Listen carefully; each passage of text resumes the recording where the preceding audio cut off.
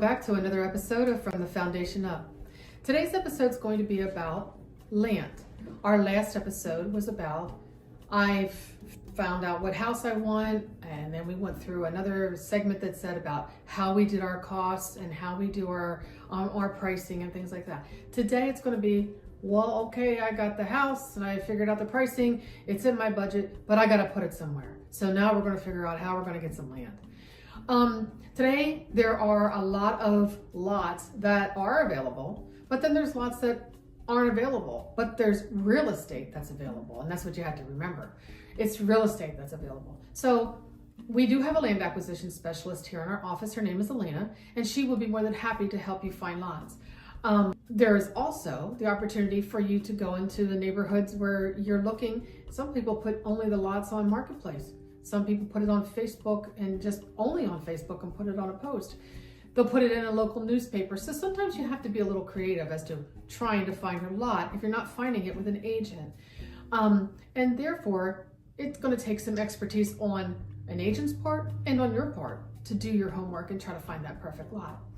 I always tell people, do not look only at lots for sale, because you're going to miss probably an opportunity that's out there, especially in areas that are homes that are like post-war homes, like in the 40s and 50s they were built. And those houses they didn't get fixed up over the years, and now they just become old and they need to come down. A lot of times we build homes right on those people's lots. So the other thing you can look for is a mobile home on a lot. That is a prime opportunity, because you're really going to just pull that mobile home off and you're now to a blank slate, with the exception of that you have a driveway in, you have a well in, and you have a septic in. Now, maybe this septic needs to be increased, because trailers mobile homes don't come in 4 bedrooms, they come in 3 bedrooms. But that's not a big deal either. If the septic system passes and the sewer enforcement officer in the area says, you're good to go and you can use that septic system, you either will have to stay with a 3-bedroom home and be creative, or you have to go to a 4-bedroom septic system, which would be adding on a trench or something like that. So those are just things that hiring a builder that has that expertise in that area knows. So with that said, do your research and expand the research as when you're looking for the lot. Look for those lots that have an older home on, a dilapidated home that just has to come down, or a mobile home that needs to be pulled off, and then we start afresh. Now, let's say you find it. You find a home, and let's do a couple examples. You find a home that had a mobile home on it. Well, we need to pull it off. That needs to go. And then we find out here in our office, through our discovery phase, what exactly is going to be needed to have you be able to progress further into building the house. So first one's going to be is we're going to have to contact a sewer enforcement officer, see what his take is on the septic system that's there, see what he or she, whatever the case may be, whatever they say, they kind of dictate. So they might say, oh, this is an old cesspool. And those are the things in discovery you got to find out. So you got to find out, is it a septic system? Is the septic system only 10 years old? Or is it 50 years old and it's an old cesspool? Then we have to do perk tests, and don't rule out, because it's still a good lot. You know, we have to get rid of the cesspool, you fill it in, or whatever you have to do to that, whatever the sewer enforcement officer is going to tell us to do, or the health department.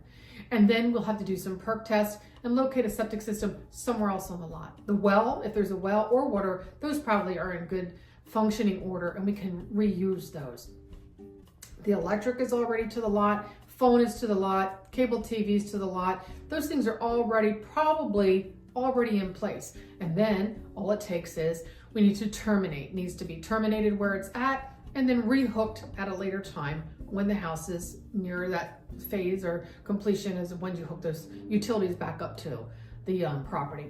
So looking at that, you need to go through that. And it's the builder, picking your builder is the person that's going to be doing all of these discoveries for you.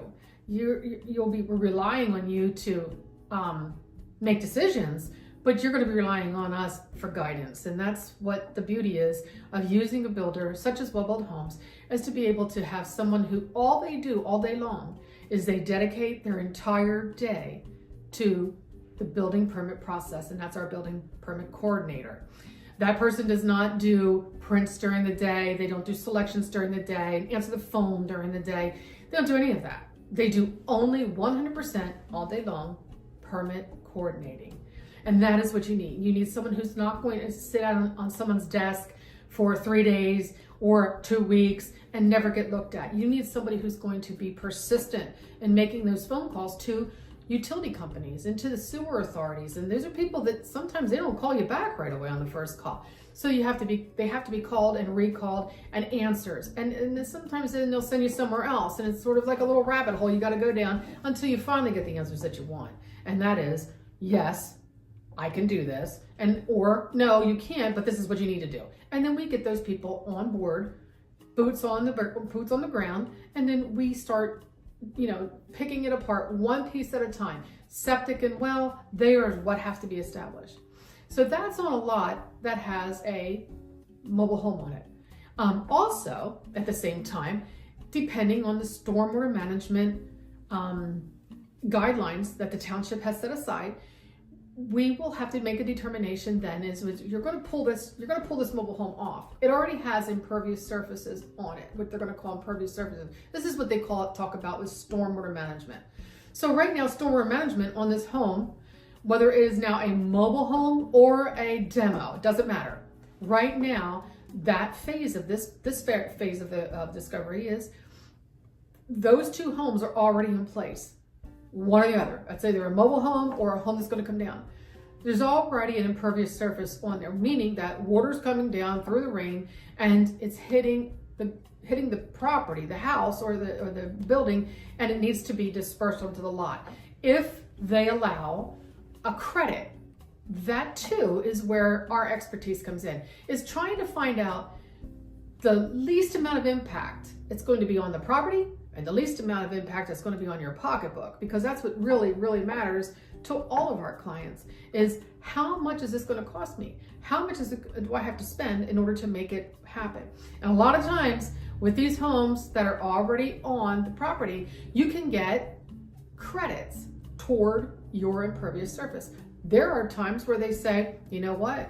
This was before any kind of developmental issues came in, and you don't have to do any stormwater, and you don't have to do stormwater. But that is also where we come into play with our discovery phase and with our permit coordinators. So there's a lot to go on there.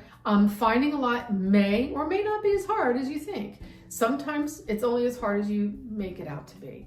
So hiring a builder, hopefully you've made your decision by the time you reach this video. You've made the decision that you want to build with WelbiltHomes. And now we need to find you a lot. If you don't already have one, you would need to find you a lot, whether it's a blank slate, nothing's ever been done to it, it's just raw ground, or it's one that already has a home that was already on it, been established for decades, and now it needs to come down. It's too old, it's just not in the wheelhouse anymore. Just got to come down. So, like I said, it is only as hard as you want to make it.